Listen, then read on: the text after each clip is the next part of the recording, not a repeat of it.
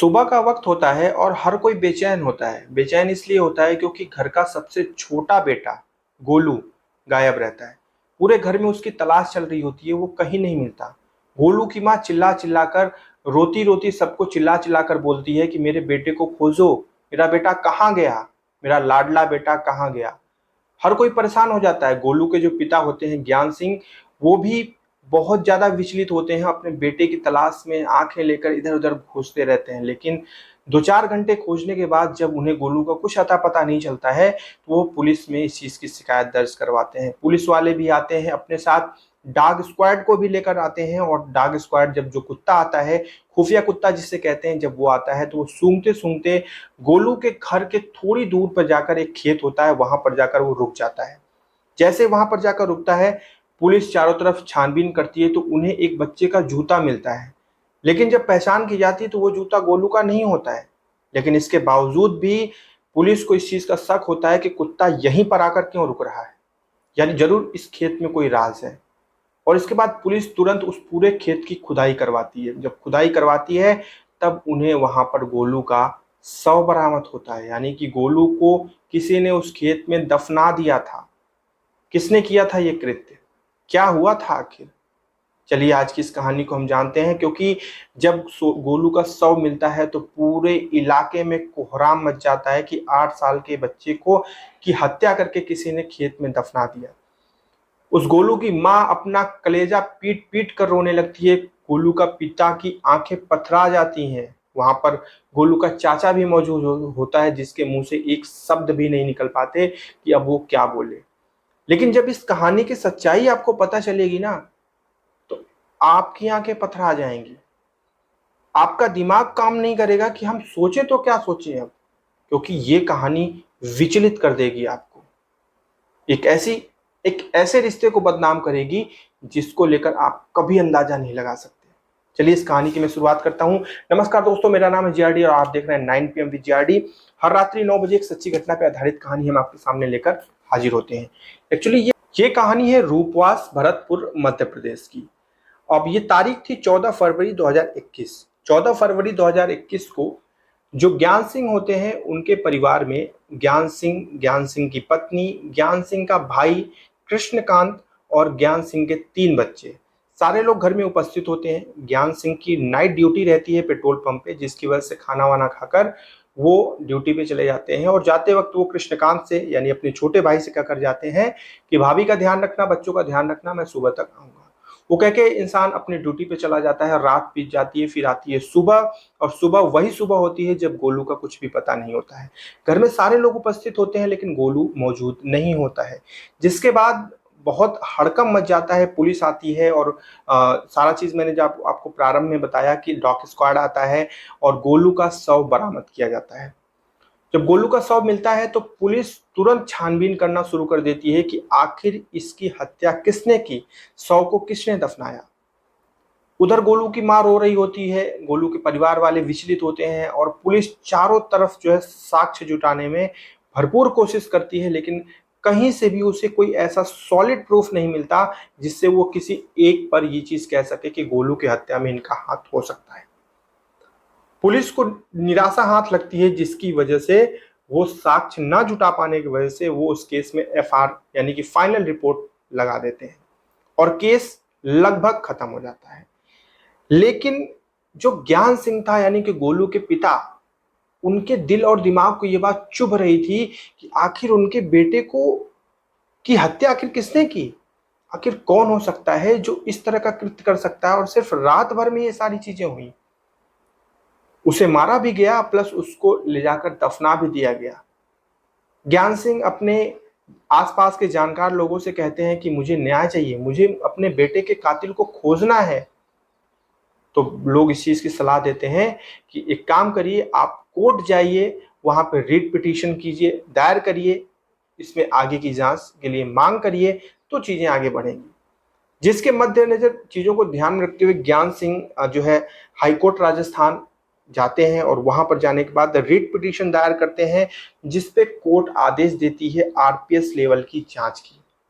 अब RPS level की जब जांच शुरू होती है तो इसमें बड़े बड़े अधिकारी आते हैं, शामिल होते हैं और जांच प्रारंभ की जाती है। और जब जांच प्रारंभ की जाती है तो सबसे पहले जो गोलू के जितने भी रिश्तेदार हैं, जितने भी सगे संबंधी हैं, जितने भी दूर के रिश्तेदार हैं, जितने भी लोग उसके मतलब संज्ञान में थे, उनके परिवार के संज्ञान में थे, उन सारे लोगों से एक एक करके पूछताछ की जाती है। सबसे अलग अलग भी पूछा जाता है और एक साथ बैठाकर भी पूछा जाता है ताकि कहीं से कुछ तो पता चले। और उस दौरान वाकई में कुछ ऐसा पता चलता है कि हर कोई चौंक जाता है।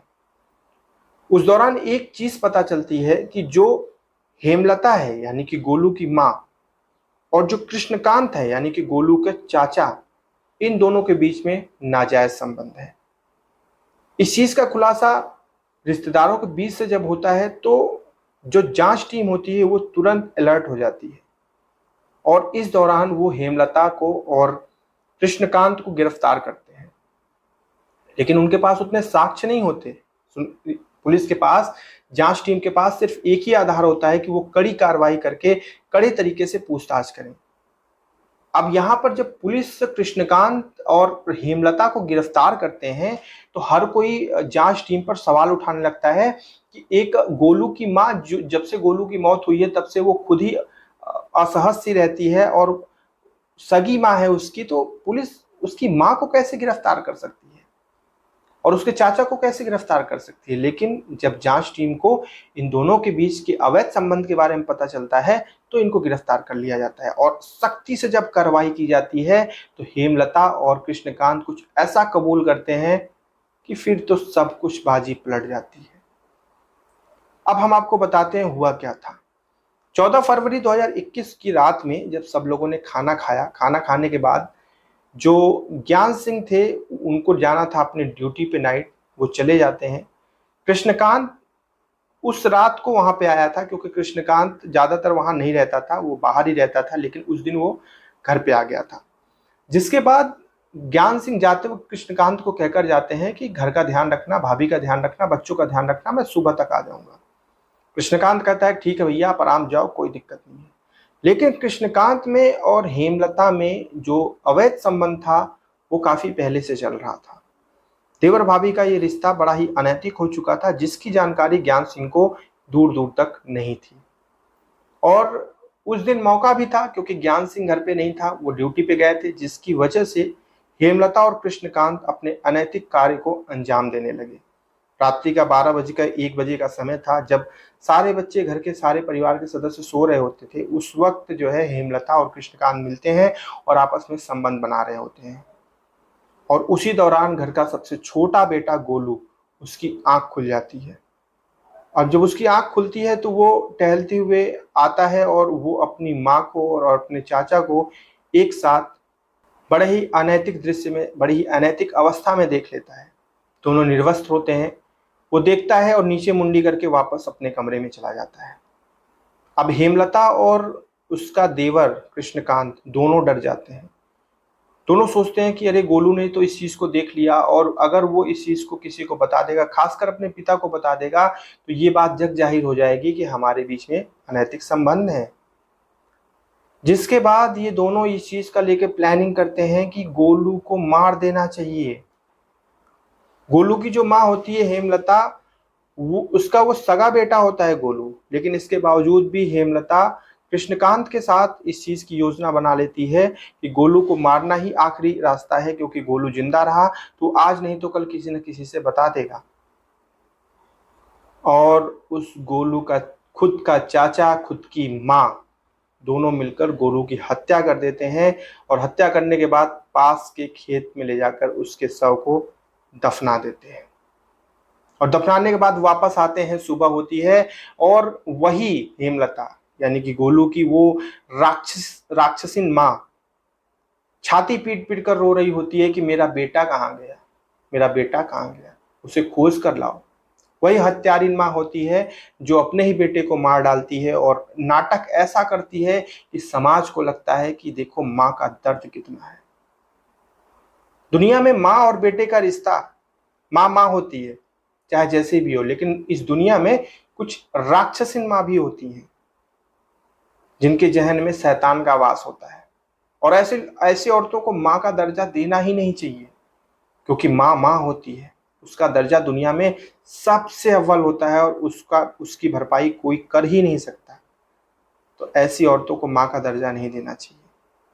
जब ये चीज स्वीकृति करती है हेमलता और कृष्णकांत, तो हर कोई आश्चर्य में पड़ जाता है और सोचने पर विवश हो जाता है कि ये घोर कलयुग किस दिशा में जा रहा है, कि आज एक सगी माँ ही अपने बेटे को इसलिए मार देती है ताकि ताकि उसकी इज्जत बची रहे, ताकि उसके अनैतिक कृत्य किसी को पता ना चले।